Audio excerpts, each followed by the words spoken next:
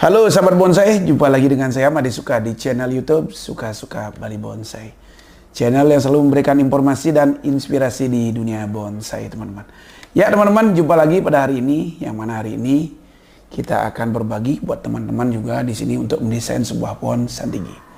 Nah, kebetulan pohon ini sebelumnya sudah kita pernah garap ya, kita kerjakan bahan dari awal ya, yang mana daun-daun ini belum kita dapat.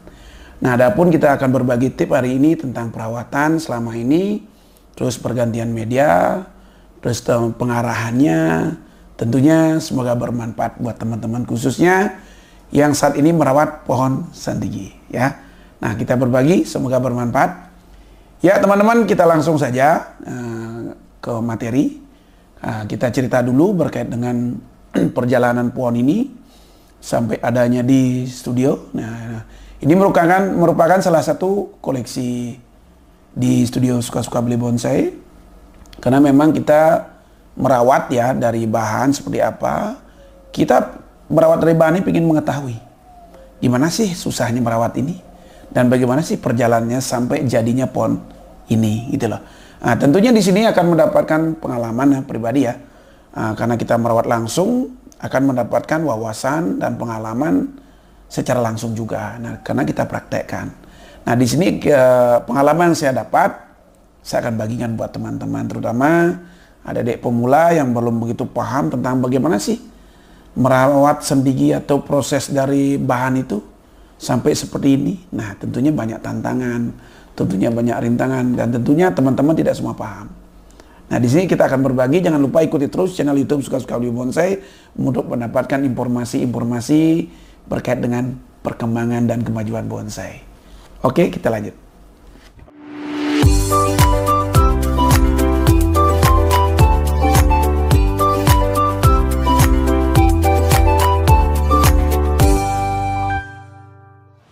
PBBI Jaya, PBBI hebat, PBBI maju.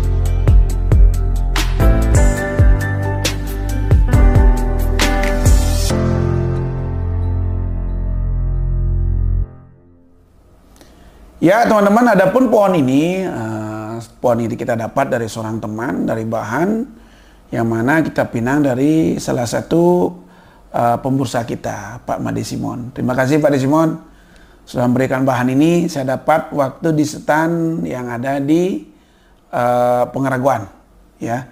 Di sana saya pilih-pilih bahan. Nah, tentunya beliau masih kenal dengan bahan ini, tapi kondisi seperti ini kayaknya nggak kenal lagi karena saking banyaknya bahannya beliau ya. Nah, bahan ini kita dapat dengan nilai mungkin tidak terlalu mahal ya. Karena kita mencari bahan. Dan tentunya kalau kita memandang bonsai itu secara global seperti saat ini, memang nilainya eksklusif ya. Kenapa? Karena di sini terkandung udah banyak apa ya, banyak materi ya, banyak bekal, banyak ilmu. Karena mencapai seperti ini suburnya tentunya tantangan seperti yang saya sampaikan tadi, banyak tantangan ya.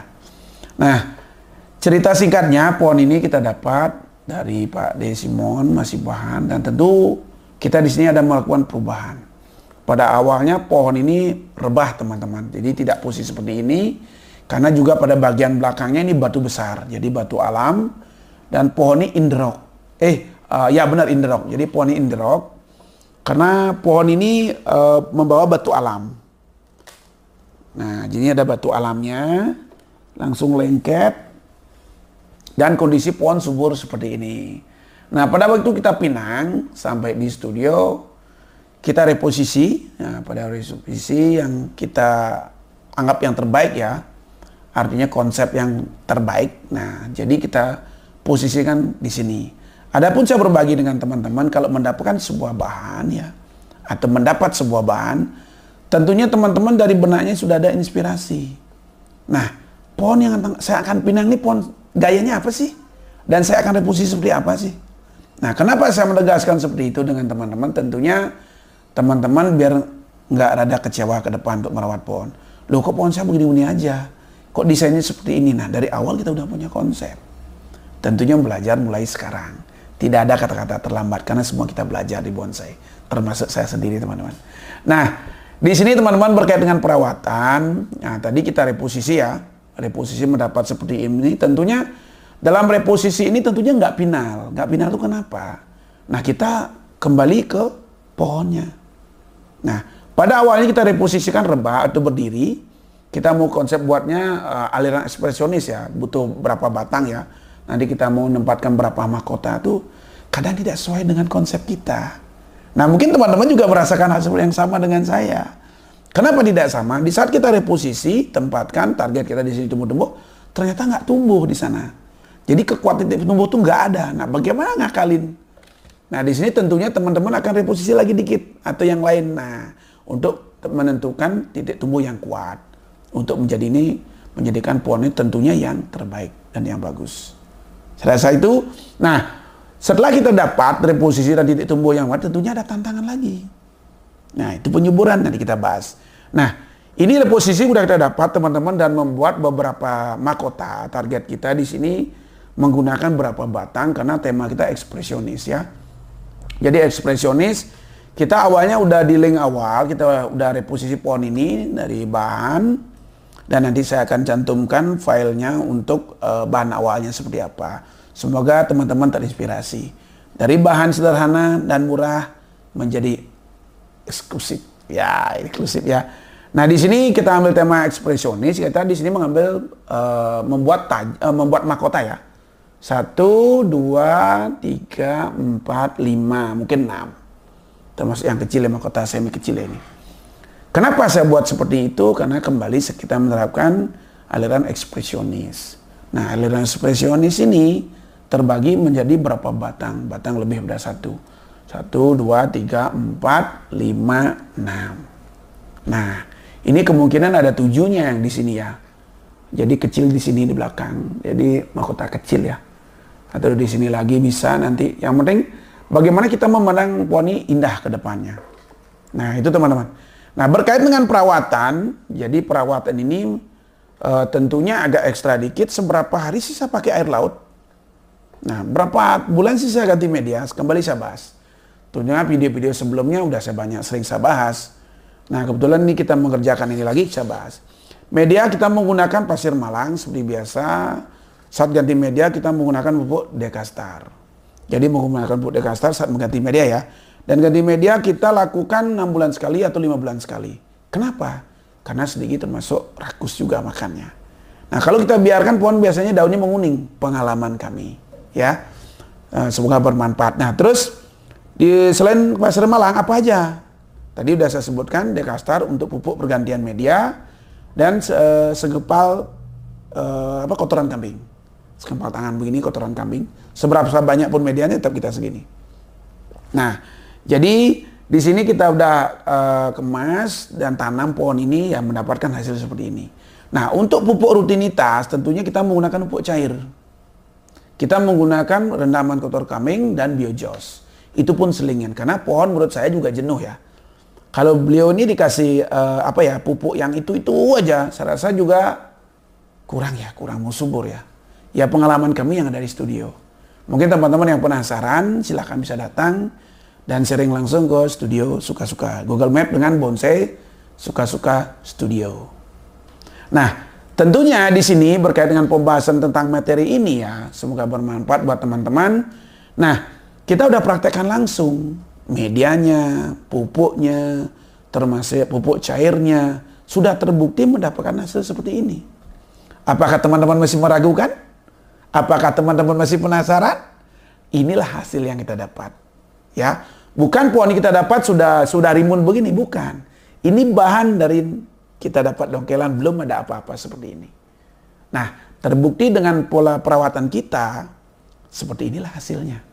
Karena di sini kebetulan pohon di sini di studio saya rawat sendiri, ya, kemas sendiri, pupuk sendiri, termasuk ganti media pun sendiri dan sering dibantu oleh staf.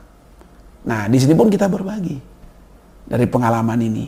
Nah, tentunya dengan kemasan kita yang kita kerjakan, ya, kita lakukan, mendapat hasil seperti ini. Syukur, terima kasih. Nah, selanjutnya teman-teman di sini setelah kita proses seperti ini, kemarin kita udah mengarahkan awal. Jadi pohon ini sudah kita arahkan, kita kemas, membuat tajuk-tajuk seperti ini, membuat mahkota beberapa, dan kita arahkan, belum ada melakukan pemotongan. Nah, hasil seperti ini kita dapat. Oke? Nah, itu pengalaman untuk pemupukan. Untuk penggunaan air laut.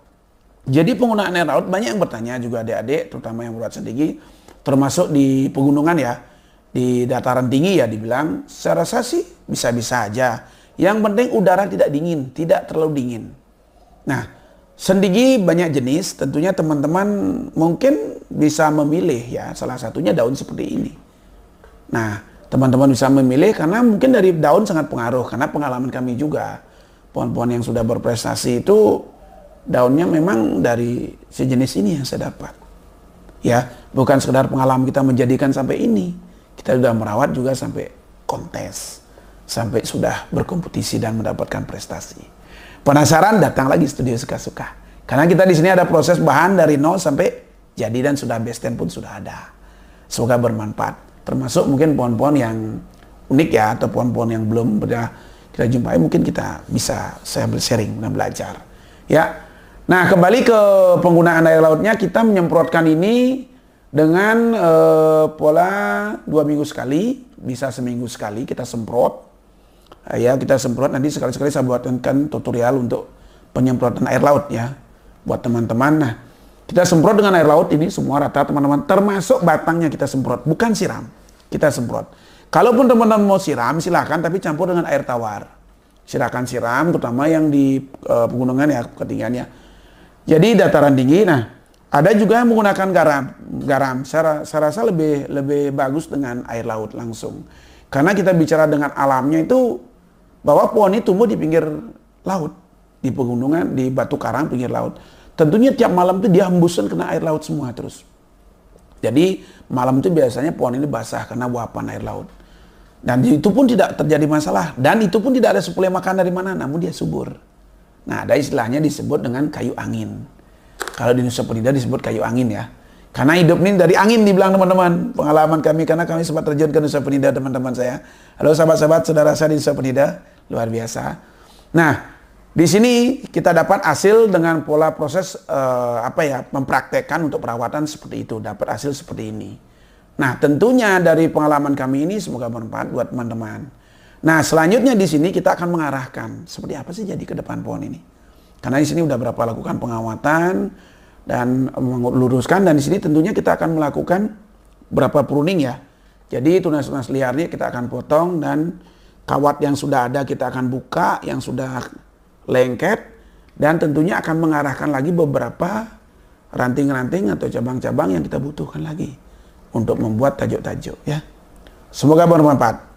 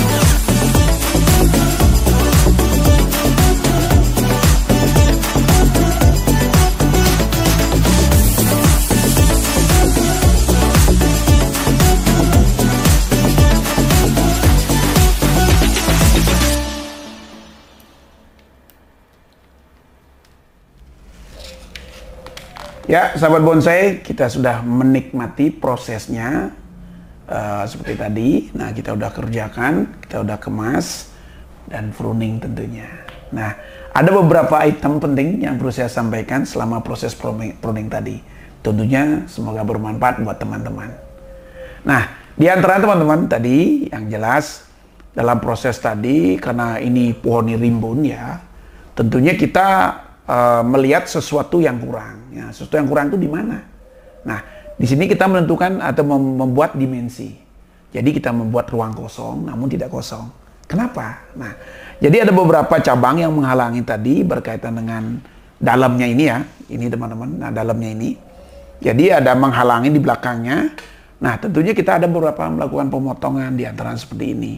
Nah, kenapa kita lakukan pemotongan ini? Karena terhalang dengan ini. Jadi benturan dia. Nah, benturan dipandang dari depan pun tidak enak. Nah, ini perlu teman-teman perhatikan dalam desain sebuah pohon. Nah, teman-teman berdiri di depan, kita pandang ya, kita pandang, tembus nggak ke belakang, rata nggak dia. Jangan ada silang-silang segala macam. Karena kalau ada silang-silang itu, saya rasa kurang enak. Pandangan mata pun kita nggak enak. Nah, ini padat perantingan tapi tidak mengganggu. Nah, jadi tentunya kita di sini menentukan membuat dimensi ruang kosong ini. Kosong bukan berarti kosong, tapi tetap berisi di belakangnya, ya, oleh ranting-ranting yang ada. Nah, yang selanjutnya, di mana kita tadi melakukan sebuah pruning. Nah, pruning itu ada saya menggunakan tangan. Dan ada juga pembuangan beberapa tunas-tunas yang tumbuh atau yang awal masih tumbuh tapi kita kurangin. Tujuannya apa ya? Contoh seperti ini. Di antara ini, tadi banyak tunas-tunas di kiri kanan semua. Kenapa saya pecah menjadi zigzag begini? Nah, ini teman-teman perhatikan. Nah, ini kenapa saya zigzag begini? Ada juga dicabut dengan tangan seperti ini. Ya, ini mempermudah aja buat kita, gampang aja. Tapi kalau gunting cukur-cukur satu daun ini kan tidak mungkin ya. Kita cabut pun tidak ada masalah kalau sedikit seperti ini. Nah, artinya tujuannya kita satu mematangkan ini, fokus makanan ke atas, jadi lebih cepat ya harapan kita ya. Tentunya dengan support pupuk. Nah, ada beberapa pemotongan. Jadi kita motong itu buat zigzag. Kenapa zigzag? Kalau ini sejajar, ya jelas pandangan tidak enak ya karena sejajar. Jadi zigzagnya di samping posisinya lebih enak, penempatan juga daun-daun apa tajuk-tajuk nanti, pengelompokan juga lebih zigzag, lebih enak dia untuk membuat ruang-ruang kecil-kecil. Nah, jadi muncullah tajuk-tajuk kecil itu gitu loh teman-teman. Nah, karena ini contoh seperti ini, sini buat di sini, ini di sini gitu loh. Jadi ada pemisahan di antara mereka. Nah, jadi pohon itu nanti bergelombang dia seperti ini, pemisah di sini gitu loh. Nah, itu proses tadi dengan pruning. Nah, tentunya pruning yang kita lakukan hampir sama juga dengan proses mengerjakan pohon kimeng atau pohon yang lain ya. Saya rasa sama aja. Namun di sini cuma beda daun aja yang kecil. Nah, memang kalau sendiri kan bawaan daunnya memang kecil gitu loh. Nah, ada juga beberapa pemasangan kawat tentunya ada seperti daun-daun yang merunduk ini, yang kayak tadi ini kan merunduk nih. Kalau kita ngasih kawat, kita pemasangan kawat ini. Jadi posisikan ke atas ini, tujuannya apa? Biar ini dapat sinar lebih banyak, karena tujuan kita membesarkan ini. Nah, di sini biar dapat sinar banyak, full, tidak teduh, tentunya akan subur. Kan suburnya ini dia akan menarik dengan kencang dan cepat membesarkan ini. Dan di samping ini kalau besar, kita tentunya jangan lepas dari konsep tahapan. Kalau kita loss ini teman-teman, jadi loss sudah besar, kita ambil pilih cuma ada dua aja ya. Di antara ini dan ini. Nah, di sini mau dipotong silahkan. Yang penting dia nggak lebay. Nah, itu. Nah, jangan lupa teman-teman untuk konsep tahapan nanti tetap pengelosan seperti ini. Kami lakukan pengelosan. Dan ruang kosong di dalam jangan lupa juga ya. Tetap kita antisipasi yang mana cabang-cabang akan pilih seperti ini. Nah, ini kalau dilihat seperti tadi kayaknya pohonnya udah jadi. Kesan mau cepat jadi. Tapi setelah kita pruning.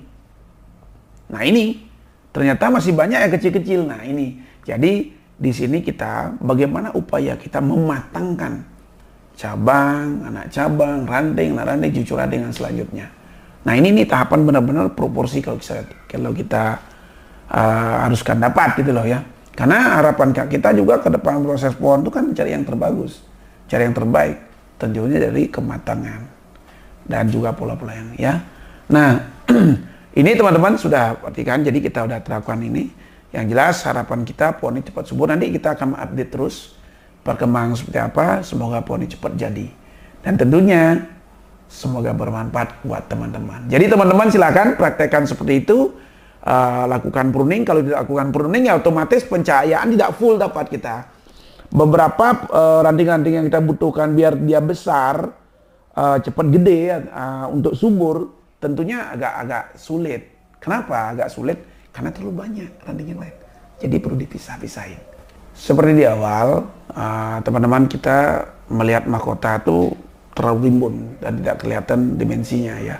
Nah di sini kita udah mulai pecah. Kita maksud tujuannya itu untuk melihat kerangkanya. Nah kerangkanya, mahkotanya berapa sih? Dan kerangka-kerangkaan seperti apa? Nah teman-teman udah perhatikan di sini. Contoh, ini mahkota kita buat di sini, di sini, di sini ya. Tentunya di sini dan di sini. Nah, itu jadi belakang pun nggak ada yang kecil-kecil. Nah seperti ini. Nah dari pruning tadi itu kerangkanya udah mulai kelihatan. Nah, semoga pencahayaannya full, dia akan jadi subur. Semoga bermanfaat. Ya teman-teman, sebelum saya tutup, jadi saya putar dulu nih. Jadi teman-teman nikmati, perhatikan seperti apa. Nah ini kita udah pruning, bersihkan. Nah teman-teman bisa lihat sendiri. Ya. Oke, ya serasa itu kita udah putar tadi. Tentunya semoga bermanfaat buat teman-teman ya. Ikuti terus channel YouTube Suka-Suka Bali Bonsai untuk mendapatkan informasi dan inspirasi di dunia bonsai dengan saya sendiri, Made Suka. Salam bonsai, semangat selalu.